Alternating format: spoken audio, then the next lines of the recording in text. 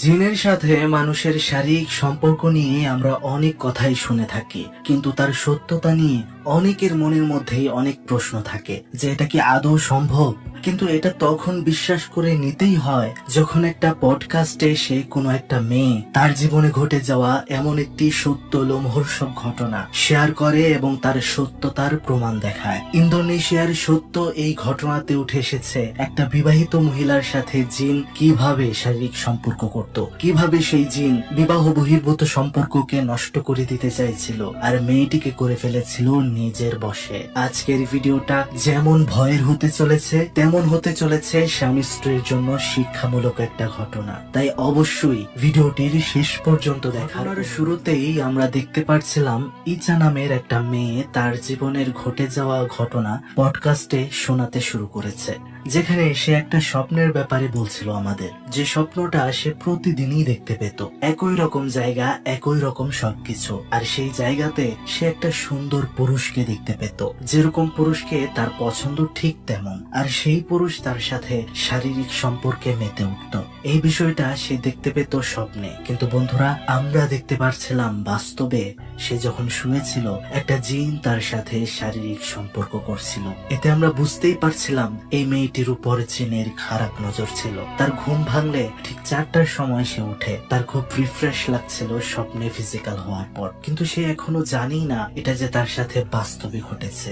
সে মনে করতো এটা শুধু তার স্বপ্নে হয়। ঘড়িতে যখন রাত 4টা তখন তার স্বামী এরিয়াল নাইট গার্ডের চাকরি থেকে বাড়িতে ফেরে। আমরা দেখতে পাচ্ছিলাম তাদের দুজনের মধ্যে কথা কাটাকাটি হচ্ছিল, কেননা ইচা এরিয়ালকে বলছিল আমার জন্য তোমার কোনো টাইমই নেই, তুমি তোমার কাজ শেষ করে আসতে আসতে শেষ রাত হয়ে যায়, চাইলেও আমরা কিছু করতে পারি না, আমাকে খাবার তৈরি করতে হয়। আমরা দেখতে পাচ্ছিলাম এরিয়াল তখন কিছুই বলছিল না। ইচা বলছিল কাপড়টা ঠিকঠাক জায়গায় রেখে তারপর ফ্রেশ হয়ে খাবার খেতে এসো। এরিয়াল তো ঠিক জায়গাতেই রাখে কাপড়টা, কিন্তু আমরা দেখতে পাচ্ছিলাম একটা জিন সেই কাপড়টা নিচে ফেলে দেয়। ইচা যখন এটা দেখতে পারে তখন তাদের মধ্যে আরো ঝগড়া বেঁধে যায়। এখান থেকে আমরা বুঝতেই পারছিলাম যে এই দম্পতির জীবনে এই জিন সমস্যা তৈরি করার জন্যই এসেছে। বেচারা এরিয়াল তখন না খেয়েই ঘুমিয়ে পড়ে। সকালে এরিয়ালের সাথে ভালো করে কথাই বলছিল না ইচা। আমরা দেখতে পাচ্ছিলাম সে একটা কোম্পানিতে জব করে আর সেখানেই সে চলে যায়। আমরা সেখানে তার বান্ধবী লিন্ডাকে দেখতে পারি। লিন্ডা তাকে বলছিল তোমাদের মধ্যে মনে হয় আবারও ঝগড়া হয়েছে, তাই না? ইচা তখন বলে তার মনে হয় এরিয়াল দিন দিন চেঞ্জ হয়ে যাচ্ছে, এরিয়াল আমাকে এখন বেশি টাইম দেয় না, লাস্ট তার সাথে আমার কবে শারীরিক সম্পর্ক হয়েছিল সেটাও ঠিক করে মনে করতে পারছি না, কিন্তু বিয়ের বয়স মাত্র 3 বছর। তখন তার বান্ধবী লিন্ডা তাকে বলছিল যে দেখো এটা স্বাভাবিক, বিয়ের পরে এমন হয়, সে যেমন তোমার সাথে বিয়ের আগে ভালো ব্যবহার করতো এখন করে না, ঠিক তেমন তুমিও তো তার সাথে আগের মতো ব্যবহার করো না, তাই না? যাই হোক, আজকে তুমি বাড়িতে যাও, সেজে গুজে থাকবে এবং খুশি খুশি তোমরা ফিজিক্যাল হবে, এরপরে দেখো তোমাদের সম্পর্ক আবারও ঠিক হয়ে যাবে। এদিকে আমরা দেখতে পাচ্ছিলাম এরিয়াল যখন কাজ করছিল তার সিনিয়র কলিগকে সে বলছিল এসব, সে বলছিল তাদের বিবাহিত জীবন অনেক বাজে যাচ্ছে। তখন সেই লোকটা তাকে বলে যে দেখো এসব হতেই থাকে সংসারে, তুমি আজকে একটু তাড়াতাড়ি বাড়িতে যাও এবং দুজন মিলে আলাদা সময় কাটাও, দেখবে সব ঠিকঠাক হয়ে গিয়েছে। আমরা দেখতে পাচ্ছিলাম এরিয়াল যখন বাড়িতে আসে ইচাও তার জন্য রেডি হয়ে অপেক্ষা করছিল। সেখানে দুজন দুজনের সাথে অনেক ভালো ব্যবহার করছিল আর তারা এক সময় ফিজিক্যাল হয়, কিন্তু আমরা দেখতে পাচ্ছিলাম তাদের সাথে সেই জিনটাও শারীরিক সম্পর্কে লিপ্ত হচ্ছে। ইচ্ছা যখন ঘুমিয়ে পড়েছিল সে স্বপ্নে দেখতে পায় সেই জায়গাটায় সে রয়েছে আর সেই যুবকটা তার কাছে এসেছে আর তার পেটে একটা ফুল রেখেছে, কিন্তু সেই লোকটার ব্যবহার তার অদ্ভুত লাগছিল আজকে। তখন সে এই বাড়ি থেকে বের হওয়ার চেষ্টা করছিল স্বপ্নে, কিন্তু সেই পুরুষটা বলছিল তুমি কখনোই এই বাড়ি থেকে বের হতে পারবে না। সে যখন এই স্বপ্নটা দেখে উঠে পড়ে তার পাশে সে তার হাজবেন্ডকে দেখতে পায় না, কিন্তু স্বপ্নে সেই ছেলেটা যে তার পেটের মধ্যে ফুল রেখেছিল সেটা সে তার কাছেই দেখতে পায়। এটা দেখে তার খুবই অদ্ভুত লাগে। ওদিকে নিচে নামতেই সে দেখতে পারে তার হাজবেন্ড তার জন্য খাবার বানিয়েছে আর তাকে বলছে আমি খুব জলদি সবকিছু ঠিক করে দেব, আমাদের মধ্যে আর কোনো ঝামেলাই থাকবে না, দেখে নিও। এতে ইচ্ছাও অনেক খুশি হয়ে যায়। সেখানে ইচ্ছা বলছিল যে আমি আমার ছোট বোনের সাথে কাজ শেষে দেখা করতে যাব, তাই আজকে ফিরতে আমার একটু দেরি হবে। এরিয়েলও রাজি হয়ে যায় আর তাকে তার কাজে পৌঁছে দেয়। এটা দেখে ইচার বান্ধবী লিন্ডাও অনেক খুশি হয়ে যায়, ভাবে তাদের মধ্যে হয়তো সবকিছু ঠিকঠাক হয়ে গিয়েছে। ইচা যখন কাজ করছিল হঠাৎ করে সে একটা বাক্সের উপরে সেই স্বপ্নে দেখা ফুলটা আবারও দেখতে পায়। যখন সে ফুলটা ধরতে যাবে হঠাৎ তখন কেউ যেন ফুলটা টান দিয়ে নিয়ে যায়, আর তখনই তার সামনে সেই স্বপ্নে দেখা লোকটি চলে আসে। কিন্তু ইচা সেটার পেছনে আয়নাতে দেখতে পারে যে এটা কোনো মানুষই নয়, এটা একটা ভয়ঙ্কর জিন। সে এটা দেখে প্রচন্ড ভয় পেয়ে যায়। তখনই সেটা তার সামনে আসল রূপে ভয়ানক রূপে এসে দাঁড়ায়। সে দৌড়ে বাথরুমে চলে যায় আর তার বমি চলে আসে সাথে সাথে। লিন্ডা গিয়ে দেখতে পারে ইচা বমি করছে। ইচা তাকে কিছু না বলে সেখান থেকে চলে আসে, কিন্তু লিন্ডা সেখানে বেসিনের মধ্যে দেখতে পায় ইচা যে বমি করেছে সেগুলো আসলে ছিল কীরা পোকামাকড়ে ঠাসা। আমরা দেখতে পাচ্ছিলাম কাজ শেষে ইচা একটা ক্যাফেতে গিয়ে বসে আছে তার বোন ইমার সাথে। তার বোন ইমা তাকে বলছিল, আমার বয়ফ্রেন্ডের সাথে আমার সম্পর্ক ভালো যাচ্ছে না, তার সাথে আমার রোজ ঝগড়া লাগে, আমি আর টিকতেই পারছি না আপু। ইচা তখন বলে যে দেখো, এমন সম্পর্কে টানাপোড়েন চলতেই থাকে, যেমনটা অনেকদিন আমার সাথেও চলেছে, এসব ঠিক হয়ে যাবে, তোমার বয়ফ্রেন্ডকে একটু সময় দাও। ইমা তখন তাকে বলছিল, আপু তোমাদের তো অনেক দিন হলো বিয়ে হয়েছে, 3 বছর, এবার তো আমরা একটা বাচ্চার আশা করতেই পারি। আমরা তখন দেখতে পাচ্ছিলাম মন খারাপ হয়ে যায় ইচা। আসলে তারা অনেক চেষ্টা করছিল কিন্তু বাচ্চা হচ্ছিল না, আর তার চিকিৎসাও চলছিল, কেন বাচ্চা হয় না। তখনই সে এরিয়ালকে একটা মেসেজ পাঠায় যে বাড়িতে আসার সময় ওষুধ নিয়ে আসতে। আমরা দেখতে পাচ্ছিলাম এরিয়াল যখন কাজ করছিল ঠিক তখনই সে তার সামনে দেখতে পারে ইচা কোথাও যাচ্ছে। সেও তখন তার পিছু পিছু যায়। ইচা একটা জায়গায় গিয়ে থেমে যায়। এরিয়াল দেখতে পারে ইচার পেট অদ্ভুত ভাবে ফুলে রয়েছে, যেমন প্রেগনেন্ট হওয়ার পর হয়, আর তার প্রাইভেট পার্ট থেকে রক্ত বের হচ্ছে। তখনই সে দেখতে পারে সেখানে ইচা একটা বাচ্চা প্রসব করে দিয়েছে, আর ইচা তার দিকে ভয়ানক এক রূপে চেয়েছিল। সেই বাচ্চাটা এরিয়ালের দিকে এগিয়ে আসছিল। এটা দেখে সে খুবই ভয় পেয়ে যায় আর সেখান থেকে চলে যেতে শুরু করে। তার দেখা হয় তার সিনিয়রের সাথে। বিষয়টা খুলে বললে দুজন আবারও সেই জায়গাতে গিয়ে দেখে সব স্বাভাবিক, এখানে ইচাও নেই বা কোনো কিছুই নেই। এরিয়াল যখন বাড়িতে যায় ইচা তার সাথে স্বাভাবিক আচরণই করছিল, কিন্তু এরিয়াল কোনোভাবেই সেই ঘটনা ভুলতে পারছিল না। মনে মনে এক অস্বাভাবিক ভয় তাকে গিলে খাচ্ছিল। ইচা তাকে জিজ্ঞেস করে যে তোমার কি হয়েছে, কিন্তু সে কিছুই বলতে পারছিল না। এবং পরের দিন আমরা দেখতে পারছিলাম ইচার শরীর মাসাজ করে দেওয়ার জন্য একটা দাইমা আসে এবং এরিয়ালকে সে জানায় যে ইচা 3 মাসের অন্তঃসত্ত্বা। যেটা শুনে ইচা তো খুবই খুশি হয়ে যায়, কিন্তু এরিয়াল খুবই পেরেশান হয়ে যায়। সে তো ইচার সাথে নর্মাল আচরণই করছিল, কিন্তু তার মনের অঙ্ক কোনোভাবেই সে মেলাতে পারছিল না। ইচা অফিসে যাওয়ার পর তার প্রেগন্যান্সির বিষয়ে অফিসের সকল স্টাফদেরকে বলে এবং এটা শুনে সবাই খুব খুশি হয়ে যায়। ইচা যখন বাথরুমে যায় তার সাথে লিন্ডাও সেখানে প্রবেশ করে,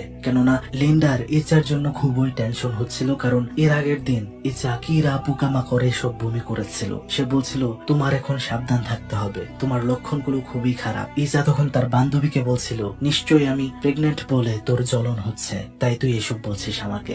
এটা বলে সে সেখান থেকে বের হয়ে যায়। সেদিন আমরা দেখতে পাচ্ছিলাম এরিয়াল তার সিনিয়রের সাথে কথা বলছিল। সে বলছিল, আমি কোনোভাবেই মানতে পারছি না, অঙ্ক মেলাতে পারছি না। আমি লাস্ট 6 মাস আগে ইচার সাথে শারীরিক সম্পর্ক করেছিলাম, আর শেষমেশ লাস্ট 2 দিন আগে করলাম। তাহলে সে 3 মাসের অন্তঃসত্ত্বা কিভাবে হয়? আমার মনে হচ্ছে সে অন্য কোনো সম্পর্কে জড়িত। তার সিনিয়র তখন বলছিল যে তুমি এটা নিয়ে তোমার স্ত্রীর সাথে সামনাসামনি কথা বললেই ভালো হয়। যখন ইচার সাথে এই বিষয়ে কথা বলার জন্য নিজেকে তৈরি করছিল এরিয়াল, ঠিক তখনই তার মনে হয় পাশে থাকা একটা গাড়ির ভেতর থেকে কোনো একটা বাচ্চার কান্নার আওয়াজ পাচ্ছে সে। এরিয়াল যখন গাড়ির ভেতরে ভালো করে লক্ষ্য করে তখনই সেখানে একটা ভয়ঙ্কর শয়তানের বাচ্চাকে সে দেখতে পারে। এটা দেখে সে দ্রুত সেখান থেকে পালিয়ে আসে, কিন্তু তার পেছনেই আমরা দেখতে পাচ্ছিলাম সেই জিনটা সেই বাচ্চাকে কোলে নিয়ে দাঁড়িয়ে রয়েছে। এরিয়াল যখন বাড়িতে পৌঁছায় তখন ইচার মোবাইল চেক করছিল সে, যেখানে সে দেখতে পারে ড্যানি নামের একটা লোকের সাথে ইচার অনেক কথাবার্তা হয়। এই বিষয়ে সে ইচাকে বলে, এসব কতদিন ধরে চলছে ইচা?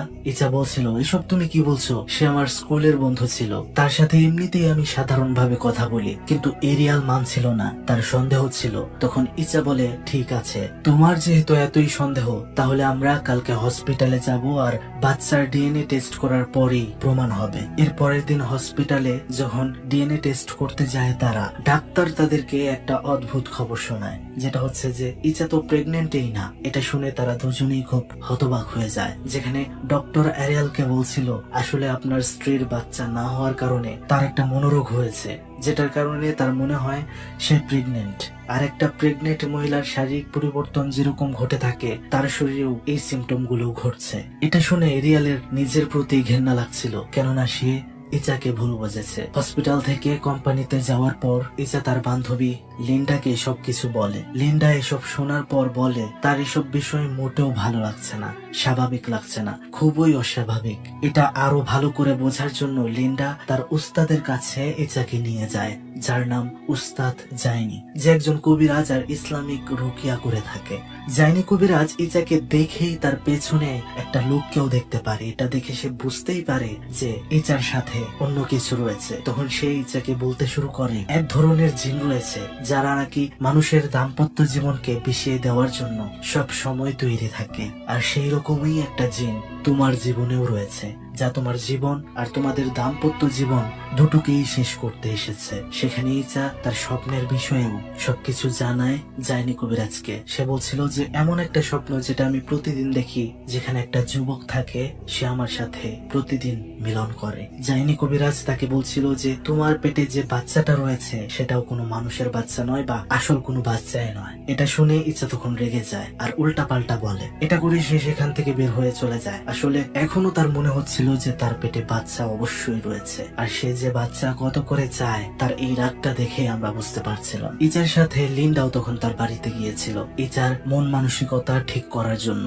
লিন্ডা যখন স্কুটি করে বাড়িতে ফিরছিল, হঠাৎ করে তার স্কুটির সামনে একটা বিড়াল সে দেখতে পারে। গাড়িটা থামিয়ে সে বিড়ালটাকে একটা নিরাপদ জায়গায় রাখে। সে যখন তার স্কুটির দিকে ফিরছিল, তার মনে হয় সেই বিড়ালের বাচ্চা তার পিছু নিয়েছে, কিন্তু সে দেখতে পারে সেখানে কিছুই নেই। যেখানে সে বিড়ালটা রেখেছিল সেখানে যাওয়ার পর সেই বিড়ালটা আর সে দেখতে পারে না। তখনই একটা ভয়ানক জিন তার সামনে এসে পড়ে। লিন্ডা পালাতে চায় দেখে, কিন্তু পালাতে পারে না। সেই জিনটা খুব ভয়ানক ভাবে তাকে মৃত্যু দেয়। এটা আবার ইচা তার স্বপ্নের মধ্যে দেখতে পায় যে জিন লিন্ডাকে মেরে ফেলেছে। সে তখন দৌড়ে সেখানে গিয়ে পৌঁছায় আর দেখে হতবাক হয়ে যায়। তার বান্ধবীর এই মৃত্যুর জন্য সে নিজেকে দায়ী করছিল, কেননা লিন্ডাকে সেই জিনের মারার কারণ ছিল লিন্ডাই ইচাকে কবিরাজের কাছে নিয়ে গিয়েছিল জিন থেকে ইচাকে আলাদা করার জন্য। সেই জন্য তার আজ এই হাল। এরিয়ালও সেখানে উপস্থিত হয়। সে দেখতে পারে এই অবস্থা, আর সেখানে ইচা বসে কান্না করছে। সে ইচাকে সামাল দিতে চেষ্টা করছিল। ঠিক তখনই তারা দেখতে পারে ইচার পেট ফুলে 9 মাসের প্রেগনেন্ট মহিলার মতো হয়ে গিয়েছে। বাড়িতে আসার পর স্বপ্নে ঘটে যাওয়া ঘটনা আর সেই জিন আর জাইনি কবিরাজ কি কি বলেছে সবকিছু এরিয়ালকে ইচা খুলে বলে। এটা শোনার পর এরিয়াল তো অবাক হয়ে যায়। সে ইচাকে জিজ্ঞেস করে, তুমি এত বড় ঘটনা কেন আগে আমাকে বলনি? ইচা তখন বলছিল, আমার এটাকে স্বাভাবিক মনে হতো, স্বাভাবিক স্বপ্ন মনে হতো, তাই আমি প্রয়োজন মনে করিনি, কিন্তু আমি ভাবতে পারিনি বিষয়টা এতটা ভয়ানক হয়ে যাবে।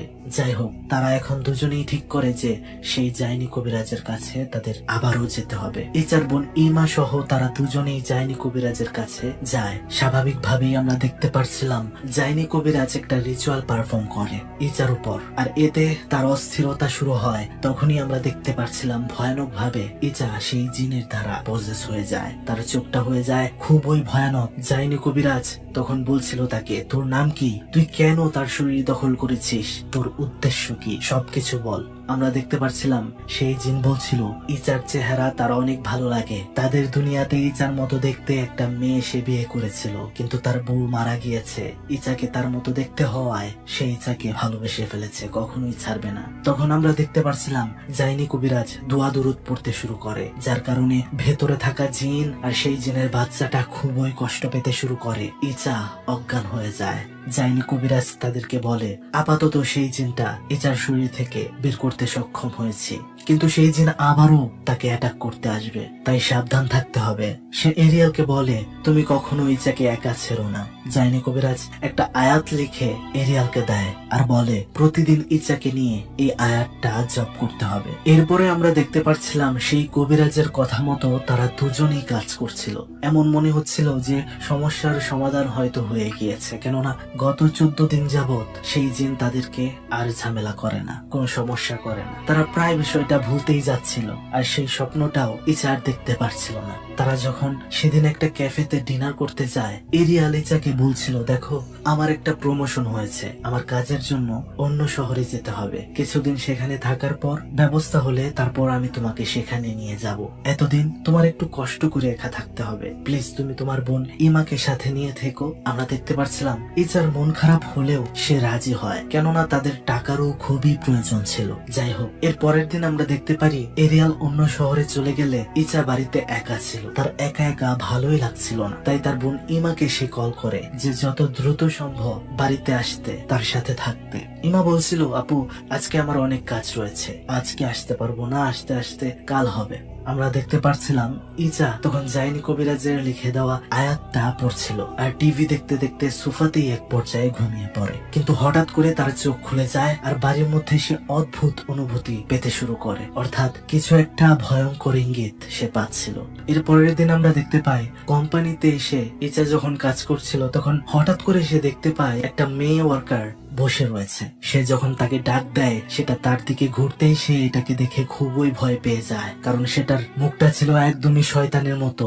এবার সে দেখতে পারে ধীরে ধীরে সব কয়টা ওয়ার্কারের চেহারা শয়তানের মতো হয়ে গিয়েছে, সেগুলো তার পেছনেই ছাড়ছিল না, সবগুলো শুধু তাকে বলছিল যে তোমার রেহাই নেই, তুমি তার থেকে কখনোই দূরে যেতে পারবে না। এরপর আমরা দেখতে পাই সে একটা রুমে নিজেকে বদ্ধ করে ফেলে। এদিকে বাড়িতে আমরা দেখতে পারি ইমা এসেছে। ইচা ইমাকে সবকিছু খুলে বলে, এই বিষয়ে এরিয়ালকেও সে ফোন করে বলে। এরিয়াল তখন তাকে বলছিল, আমি যত দ্রুত পারি বাড়িতে আসছি, তুমি ইমাকে ফোনটা দাও। ইমাকে সে বলছিল, প্লিজ তুমি তোমার বোনকে আজকে রাতে ঘুমাতে দিও না, কেননা সে যদি ঘুমায় তাহলেই সেই জিন তাকে অ্যাটাক করতে পারবে আর কাছে আসতে পারবে। আমরা দেখতে পাচ্ছিলাম তারা শুয়েছিল কিন্তু তারা ঘুমায়নি, দুজন কথা বলছিল। কিন্তু কথা বলতে বলতে হঠাৎ করে ইচার চোখ লেগে যায়। ইমা এটা বোঝার পর অনেক চেষ্টা করছিল তার বোনকে ঘুম থেকে উঠাতে, কিন্তু ইচার চোখেই আর খুলছিল না। তখনই আমরা দেখতে পারি একটা জিনের হাত ইমাকে ধাক্কা মেরে ফেলে দেয় আর একটা অদৃশ্য শক্তি তাকে টেনে নিয়ে একটা ওয়ালের সাথে বাজিয়ে ফেলে,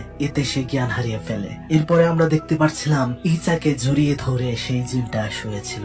হঠাৎ করে মধ্যরাতে ইচার ঘুম ভাঙে, সে দেখতে পারে তার পেটটা আবারও ফুলে গিয়েছে, যেখান থেকে রক্ত বের হয়ে আসছিল। সে তখন তার পেটে জোরে জোরে আঘাত করতে শুরু করে, কিন্তু এতে কিছুই হয় না। সে বাইরে এসে দেখতে পারে ইমা নিচে পড়ে রয়েছে বেহুশ, কিন্তু সে বেশি একটা ধ্যান দেয় না, কেননা সে তো তার নিজেকে নিয়েই পেরেশান হয়ে রয়েছে। সে একটা হ্যাঙ্গার নেয় আর বাথরুমে গিয়ে সেটা টান দিয়ে একটা শেপে এনে তার প্রাইভেট পার্ট দিয়ে প্রবেশ করিয়ে বাচ্চাটাকে নষ্ট করে ফেলে অনেক কষ্টে, কিন্তু সেখানে তার পেট আবারও ফুলতে শুরু করে। এরপর আমরা দেখতে পারি সেখানে এরিয়াল এসে পৌঁছেছে। ইচা অজ্ঞান হয়ে পড়েছিল, ইমাকে এরিয়াল ডেকে জ্ঞান ফেরায়। আমরা দেখতে পারি তারা সবাই ইচাকে নিয়ে চলে যায় জাইনি কবিরাজের কাছে। এরপর জাইনি কবিরাজ তার সাথীদেরকে নিয়ে বসে রিচুয়াল শুরু করে।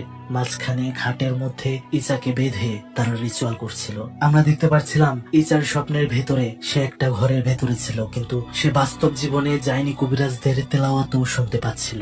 সে চেষ্টা করছিল সেই বাড়ি থেকে বের হতে, কিন্তু সেখানেই সেই জিন মানে সেই যুবক রূপে আবারও তার সামনে আসে। কিন্তু ইচা তো এখন জানে যে এটা মানুষ না, সে সেটার থেকে দৌড়াতে শুরু করে, এখান থেকে বের হতে চেষ্টা করে, কিন্তু পারছিল না। তখনই আমরা দেখতে পারি সেই যুবকটা আসল রূপে মানে জিনের রূপে ফিরে আসে আর ইচাকে অ্যাটাক করতে শুরু করে স্বপ্নের ভেতরে। আর সেই স্বপ্নের ভেতরে ইচাকে সেটা পজেস করে ফেলে, যার দরুন আমরা দেখতে পাচ্ছিলাম বাস্তবেও তার ভেতর সেই জিনটা চলে আসে আর সেটা অদ্ভুত ভাবে হাসছিল। চোখ কি ভয়াবহ, তার চাহনি কি ভয়াবহ, সেটা জাইনি কবিরাজদেরকে ভালোভাবে রিচুয়াল পারফর্ম করতেই দিচ্ছিল না। এবার আমরা দেখতে পাচ্ছিলাম সেই জিনের মধ্যে এতটাই শক্তি ছিল যে সে খাট সহ শূন্যে ভেসে পড়েছিল, কিন্তু জাইনি কবিরাজ আর তার সাথীরা রুকিয়া করতেই থাকে। সেটা না পেরে এবার নিজের রূপে এসে তাদেরকে আরো ভয় দেখানোর চেষ্টা করে রিচুয়াল থামানোর জন্য, কিন্তু পারে না। তখন আমরা দেখতে পারি এরিয়াল ইচার কানের মধ্যে গিয়ে কুরআনের আয়াত তেলাওয়াত করছিল আর বলছিল, তুমি যদি সত্যি আমার শব্দ শুনতে পাও তাহলে স্বপ্নের মধ্যেও তুমি এটা পড়তে থাকো। আমরা তখন দেখতে পাচ্ছিলাম সেই দুনিয়াতে অনেক কষ্টে ইচা তেলাওয়াত করতে শুরু করে, আর এতে সেখানে থাকা জিন কমজোর হয়ে যায় আর সে দৌড়ে স্বপ্নের সেই ভয়ানক প্রাসাদ থেকে বের হয়ে চলে আসে। তার সাথে সাথে আমরা দেখতে পাচ্ছিলাম সেই প্রাসাদ সম্পূর্ণ ধ্বংস হয়ে যায়। এরপরেই ইচার ঘুম ভেঙে যায়। সে উঠে পড়ে আর স্বাভাবিক হয়ে যায়। রিচুয়ালটাও সম্পূর্ণ হয়, অর্থাৎ এখন সেই জিন থেকে সে সম্পূর্ণ মুক্ত। তারা সবাই খুবই খুশি ছিল, কিন্তু বন্ধুরা এখানে একটা রহস্য থেকেই যায়। 6 সাল পরে আমাদেরকে দেখানো হয় যেখানে ইচার 2 বাচ্চা রয়েছে। তার বড় বাচ্চাটা বাহিরে খেলছিল, তখন ইচার বোন ইমা বাহিরে গিয়ে দেখতে পারে একটা লোকের সাথে ইচার বড় বাচ্চা দাঁড়িয়ে কথা বলছে। বন্ধুরা এটাই কিন্তু সেই যুবক জিন যেটা ইচাকে পজেস করত। ইমা বিষয়টা বুঝতে পারে না, কেননা সে তাকে চিনতে পারে না, কারণ সে তো কখনো এটাকে দেখেইনি, শুধু দেখতো ইচা। অর্থাৎ বন্ধুরা আমরা বুঝতে পারি সেই জিন এখনো এই পরিবারের উপর নজর রাখছে। তারপর আমরা দেখতে পারি সেই পডকাস্ট, অর্থাৎ আসল ভিকটিম, আসল ইচা, যে তার ঘটনা শেয়ার করছিল। তার জীবনের এই রোমহর্ষক সত্য ঘটনা শোনানোর পর, সেটার প্রমাণ পাওয়ার পরেই এই মুভিটি নির্মাণ হয়েছে।